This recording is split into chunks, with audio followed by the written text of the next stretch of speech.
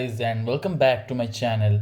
And आज हम पढ़ने वाले हैं over fitting and under fitting के बारे में। लेकिन उससे पहले एक चीज़ समझ लेते हैं।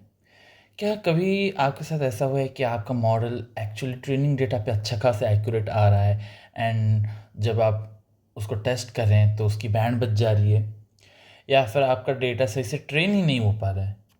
अगर आप इन दोनों में से कोई प्रॉब्लम्स फेस कर रहे हैं तो मोस्टली वो शायद अंडर फिटिंग या फिर ओवर फिटिंग की वजह से हो सकता है।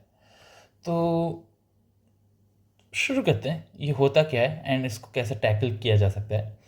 लेकिन इससे पहले एक चीज़ अपन लोग जान लेते हैं कि एक्चुअली अपने मॉडल का गोल होता क्या है। ठीक है, मॉडल्स गोल है क्या अपने मॉडल का एक्चुअल गोल? ठीक है, तो उसका पहला काम है कि पैटर्न डेटा से सीखना। मतलब एक ट्रेनिंग डेटा मिला है, ठीक है, ट्रेनिंग डेटा मिला है, उससे पैटर्न सीखना है, पैटर्न सीखना। ठीक है, उसके बाद दूसरी चीज़ क्या है?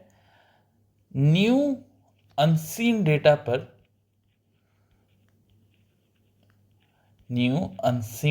पर जो भी सीखा है उसको अप्लाई करना, यानी कि परफॉर्म करना। ठीक है,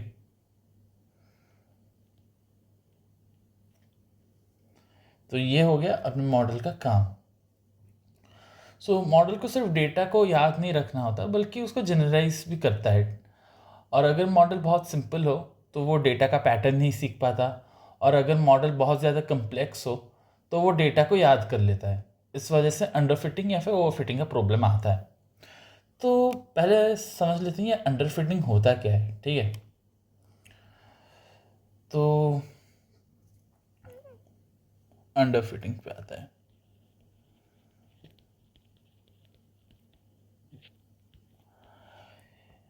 जब मॉडल बहुत सिंपल होता है, ठीक है, मॉडल इज वेरी सिंपल, ठीक है, तो वो डेटा का एक्चुअल पैटर्न लर्न नहीं कर पाता। ठीक है, या फिर model simple, data pattern learn नहीं करता, या फिर बहुत कम डेटा है, very less data is given to learn. इन दोनों में से कोई एक चीज़ हो सकती है। जैसे कि सोच लो, अपना कोई एक मॉडल है, ठीक है, एंड वो मॉडल को जस्ट लेट से अपना जो सबसे बेसिक मॉडल है लीनियर रिग्रेशन। अब लीनियर रिग्रेशन को तुम अगर सिर्फ एक ही डेटा पॉइंट दोगे तो क्या वो एक्चुअली लर्न कर पाएगा सही से? नहीं ना। तो यहाँ पे एक अंडर फिटिंग है, मतलब too less data to learn.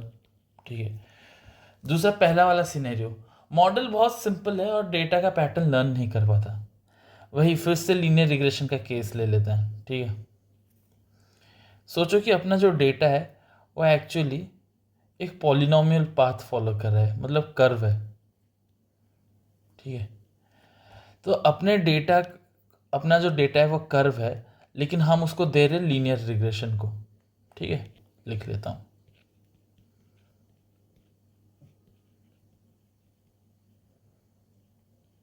Linear regression को। अब लीनियर रिग्रेशन का काम क्या है? वो तो बस स्ट्रेट लाइन ही फॉलो कर पाता है। तो यहाँ पे देखो, इसने स्ट्रेट लाइन तो बना दिया, लेकिन क्या ये चीज़ एक्यूरेट आएगी? ना। तो यहाँ भी अंडर फिटिंग हो रहा है। ठीक है, तो इसको टैकल कैसे कर सकते हैं? एक तो मॉडल का कॉम्प्लेक्सिटी बढ़ा सकते हैं। ठीक है, increase model complexity so that it can better understand data, या फिर ट्रेनिंग के लिए जो डेटा है उसको इंक्रीज कर दो। मतलब कम डेटा है तो नंबर ऑफ डेटा पॉइंट्स बढ़ा दो, तब जाके उसके लिए इनफ डेटा रहेगा जिससे वो जान पाएगा। ठीक है। एंड कुछ कैरेक्टरिस्टिक्स देख लेते हैं कि लाइक हमको कैसे पता चलेगा अंडर फिटिंग हो रहा है। सो कैरेक्टरिस्टिक्स, तो हमको कब पता चलेगा कि अंडर फिटिंग है? ट्रेनिंग एक्यूरेसी जो है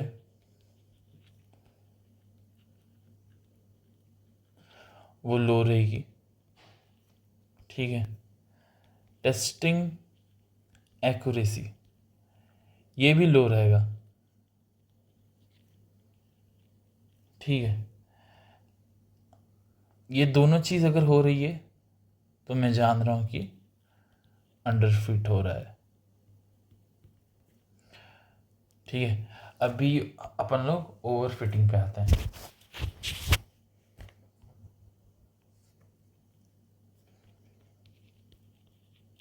अब बताओ ओवर फिटिंग होता क्या है? सोचो, अभी हमने एक चीज़ पढ़ा कि अंडर फिट में इधर डेटा बहुत कम हो जाता है या फिर मॉडल बहुत सिंपल हो जाता है।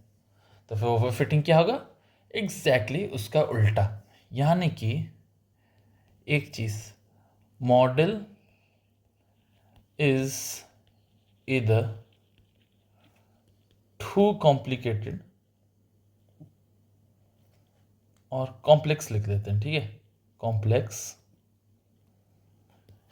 या फिर too much data is given.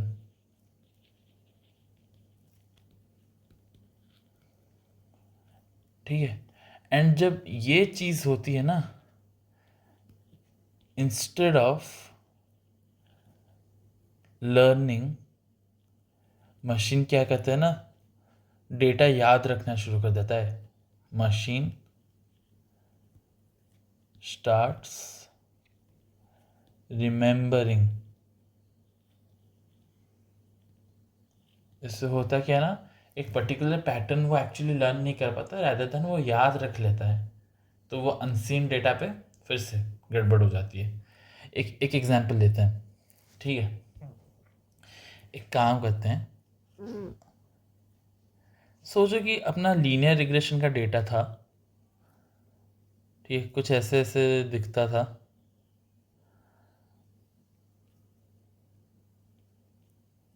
ठीक है। एंड अभी क्या है ना, इंस्टेड ऑफ लीनियर रिग्रेशन मैं इसको एक कॉम्प्लेक्स मॉडल को दे देता हूँ, यानी कॉम्प्लेक्स मॉडल जो थोड़ा कर्व एनालिसिस कर सकता है। Complex model capable of curve analysis. तो होगा क्या ना, वो कुछ ऐसा लर्न करेगा, कुछ ऐसा जा रहा है, फिर ऐसा जाएगा, फिर ऐसा जाएगा, फिर ऐसा जाएगा, फिर ऐसा जाएगा, ऐसा जाएगा, ऐसा जाएगा। तो उसने कुछ जनरलाइज नहीं किया, उसने बस याद रख लिया कि ऐसा हो रहा है। तो ऐसे टाइम पे ना एक्यूरेसी गड़बड़ हो जाती है। ठीक है। तो सिंपल सी बात है, इसको ठीक कैसे करना है? एक, यूज सिंपलर मॉडल। ठीक है।